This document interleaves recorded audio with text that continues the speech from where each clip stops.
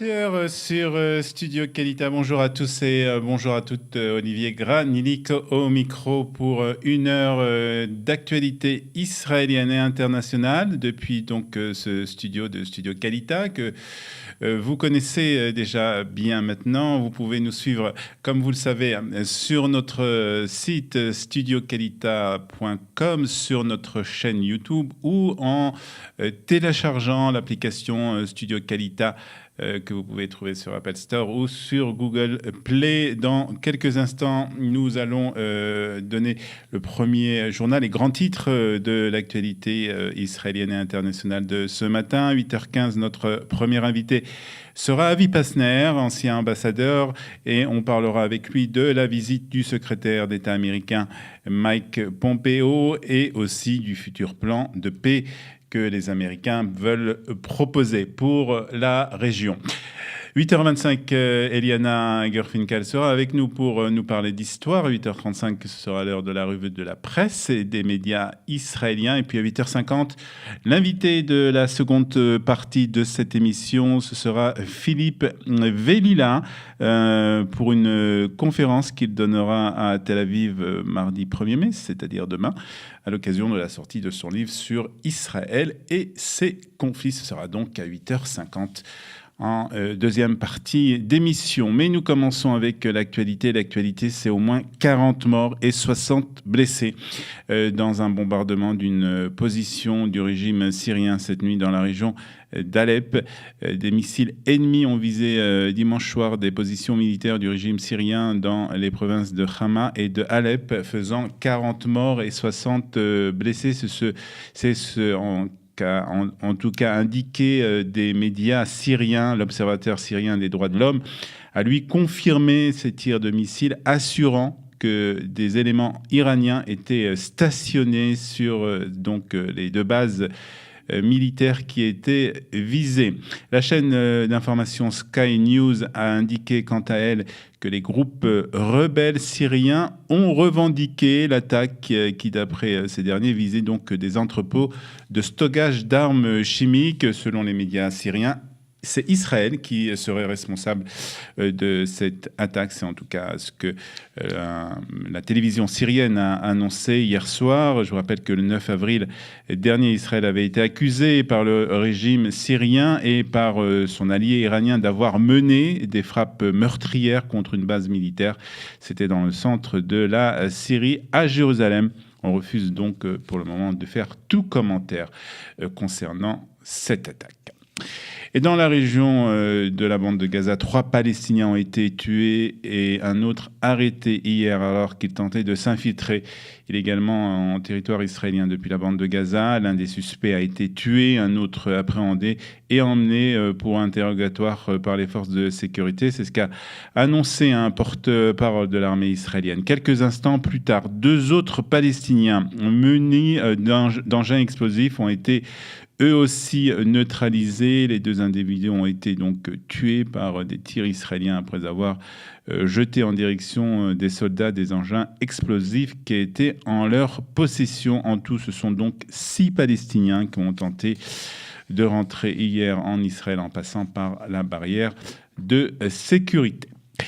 Retour à Jérusalem avec le président américain qui pourrait venir en Israël. En effet, à l'occasion du transfert de l'ambassade américaine à Jérusalem, un transfert qui doit avoir lieu le 14 mai prochain. Et Donald Trump n'a pas encore pris sa décision concernant sa venue en Israël. Mais il semblerait que le président américain fasse partie de la très grande délégation américaine qui viendra donc à l'occasion de ce transfert dans la capitale israélienne. Il pourrait venir en Israël avec en plus un cadeau dans ses valises dans la personne de Jonathan Pollard. L'espion qui a été libéré de prison il y a 3 ans n'a pas reçu l'autorisation de venir s'installer en Israël. Donald Trump pourrait gracier l'espion et lui permettre donc de faire son alia. Et hier, c'est le secrétaire d'État américain qui était à Jérusalem. Il conviendrait de dire le nouveau secrétaire d'État américain, puisqu'à peine nommé à ce poste, il a effectué son premier voyage dans la région et a choisi donc Israël comme destination. Vous êtes un véritable ami d'Israël et ami du peuple juif et j'attends avec impatience de travailler avec vous. C'est ce qu'a déclaré Binyamin Netanyahu au secrétaire d'État américain en l'accueillant ici à Jérusalem. Je voudrais à nouveau remercier le président Trump pour sa décision de reconnaître Jérusalem comme capitale d'Israël. Nous attendons avec impatience d'accueillir la délégation américaine pour célébrer le transfert de l'ambassade, a ajouté le premier ministre. Il a bien entendu été aussi question de l'Iran au cours de la rencontre entre le Premier ministre et Mike Pompeo, donc le nouveau secrétaire d'État américain.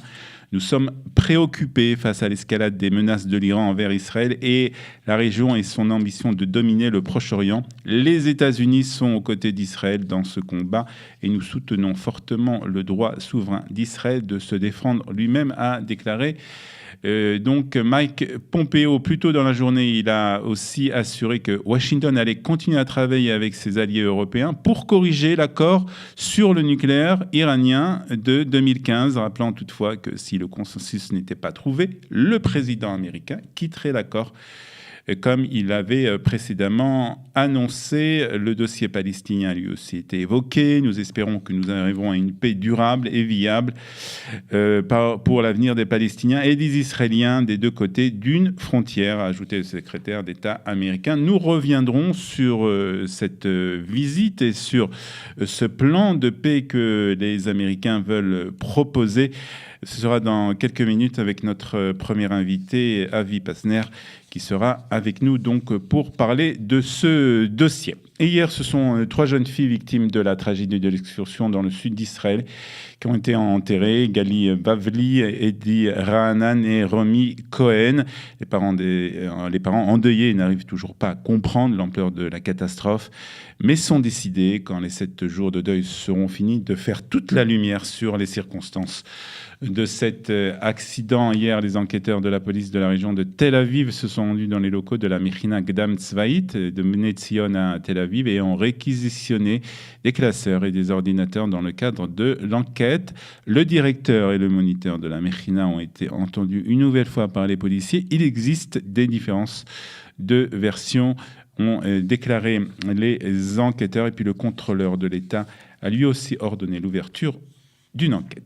Et puis hier après-midi, un homme a tenté de poignarder un passant. Ça s'est passé à Talpiot, à Jérusalem.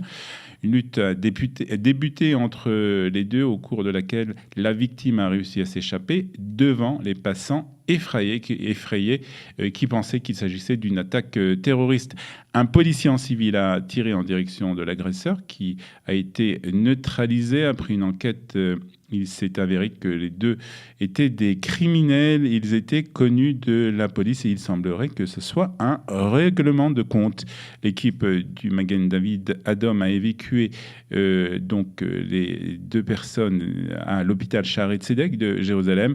L'homme qui a été poignardé a été évacué dans un état critique, tandis que l'homme qui tenait un poignard a été légèrement blessé. La police a imposé un blackout sur les détails de cette enquête. Et puis on termine par quelque chose de un peu plus léger dans cette actualité difficile de ce matin, avec Netta Barzilai, la représentante d'Israël à l'Eurovision, qui est arrivée à Lisbonne pour participer au concours Eurovision de la chanson.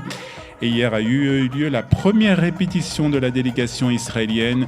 Netta est apparue dans un kimono multicolore qui sera le costume de la chanteuse donc sur scène. Le 12 mai prochain, Netta est toujours donnée gagnante par tous les sites de pronostics de l'Eurovision. Donc l'Eurovision qui se tiendra le 12 mai prochain à Lisbonne. Bonne chance à Netta.